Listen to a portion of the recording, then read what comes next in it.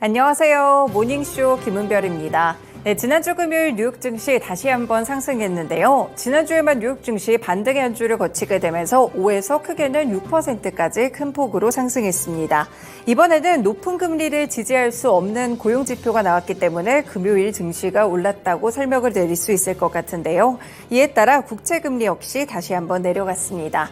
일단 이번 주에는 실적 발표의 후반부가 지속됩니다. 지금 500개들 기업 가운데 약 400개 정도가 실적을 발표한 상태인데요. 나머지 기업들의 실적까지 주목해 보시면 좋을 것 같고요. 또 오는 8일에는 파월 연준 의장이 발언을 하게 됩니다. 과연 앞으로 이런 고용 지표들에 더해서 이 연준에서는 어떤 스탠스를 취하게 될지 이 부분을 살펴보실 수 있겠습니다.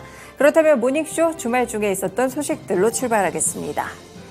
네, 첫 번째로는 고용지표입니다. 네, 이번에 미국 노동부가 10월 비농업 부문 고용 건수가 15만 건을 기록했다고 밝혔는데요. 예상치였던 18만 건을 크게 밑돌 뿐 아니라 9월에 고용 수정 건수치였던 29만 7천 건보다도 크게 줄어든 수치입니다. 일단 9월 중순부터 전미 자동차 노조의 파업이 있었는데요. 이 영향 때문에 계속해서 좀 고용이 줄고 있다라고 볼 수도 있겠지만 이전부터 반영된 수치이기 때문에 둔화세가 뚜렷하게 나타나기도 했습니다. 이와 더불어서 실업률도 보시면 3.9%를 기록하게 됐는데요. 예상치였던 3.8%를 일단 상회했고 지난해 1월 4% 이후로는 가장 높은 수치를 이렇게 기록하게 됐습니다. 경제활동에 대한 참가율은 62.7%로 역시나 예상치 62.8%와 전월 수치 62.8%를 모두 밑돌았는데요. 이렇게 블룸버그 통신 측에서는 경제활동에 참가율이 하락한 것은 지난해 10월 이후 처음이라며 노동시장이 약화하고 있는 또 다른 신호 중 하나라고 풀이했습니다. 네, 그리고 인플레이션에 불을 지필 수도 있는 임금 상승폭도 둔화가 됐는데요. 지난달 임금 상승은 전년 동기 대비 4.1% 오르며 2021년 6월 이후 가장 낮은 상승폭을 기록하기도 했습니다. 네, 전반적으로 수치를 보시더라도 비농업 고용지수와 더불어 실업률 그리고 임금에 대한 부분들까지 둔화되는 그런 요소들이 기록하기도 했었는데요.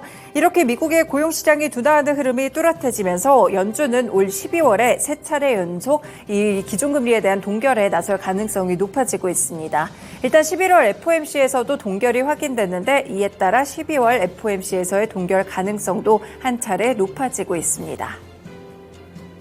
네, 개별 소식들 보시죠. 네, 먼저 애플의 뉴스인데요. 애플이 올해 4분기 실적이 저조할 것으로 전망되고 있습니다. 그 가운데 월스트리트 저널의 오늘 보도 살펴보셔야 될 것 같은데요. 아이폰 사이클과 중국에 대한 우려가 틀리지 않았음을 시사한다라는 진단에 대한 리포트를 냈습니다. 월스트리트 저널은 투자자들은 애플의 새로운 아이폰을 사지 않는다라는 기사를 통해서 이같이 분석했는데요. 3분기 실적은 최신 아이폰이 힘차게 출발하지 않았다는 것을 보여준다라고 지적했습니다. 애플은 3분기가 끝나기 약 일주일 전에 아이폰 15에 대한 시리즈를 출시한 바가 있었는데요. 이 기간 아이폰에 대한 매출은 전년 대비 3% 정도 증가를 했습니다. 하지만 아이폰 13 당시 강력한 수요로 47% 증가했던 2021년을 생각해 봤을 때는 상당히 좀 저조한 수치다라고 평가를 해보실 수 있겠는데요. 그러면서 4분기에 대한 기대감도 지금은 크지 않은 것으로 보입니다. 컨퍼런스 콜에서 4분기 매출이 전년 동기와 비슷한 수준으로 월가가 기대했던 5% 증가율을 밑돌 수 있다라고 진단했습니다. 그러면서 월스트리트 저널 측에서는 지금 더 시급한 문제를 중국 시장이라고 보고 있는데요. 중국에 대한 매출은 지난해 4분기에는 6% 증가했지만 올해는 전년 대비 약 3%포인트 정도 감소했다면서 전체 매출에서 차지하는 중국의 기여도가 3년 만에 최저치를 기록하고 있다고 밝혔습니다. 일단 팀쿡 CEO가 컨퍼런스콜 오프닝 멘트 가운데 중국에 대해서 언급하지 않았던 것을 반해서 인도는 3번 정도 언급을 했기 때문에 애플이 특히나 신흥시장인 인도에 대해서 상당한 관심을 갖고 있다는 점이 이번에 드러났습니다.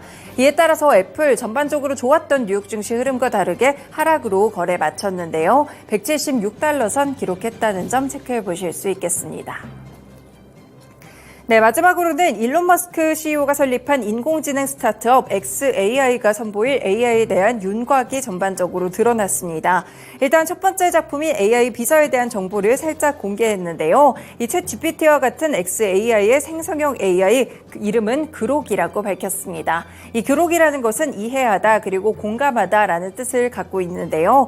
이 그록이 다른 AI보다 많은 이점이 있다면서 특히나 약간 비꼬는 듯한 유머 감각을 가졌다는 점을 함께 강조했습니다. 강조하기도 했습니다. 일단은 외부로는 월 $16의 X 프리미엄 구독자들에게 그록이 제공된다고 덧붙였고요.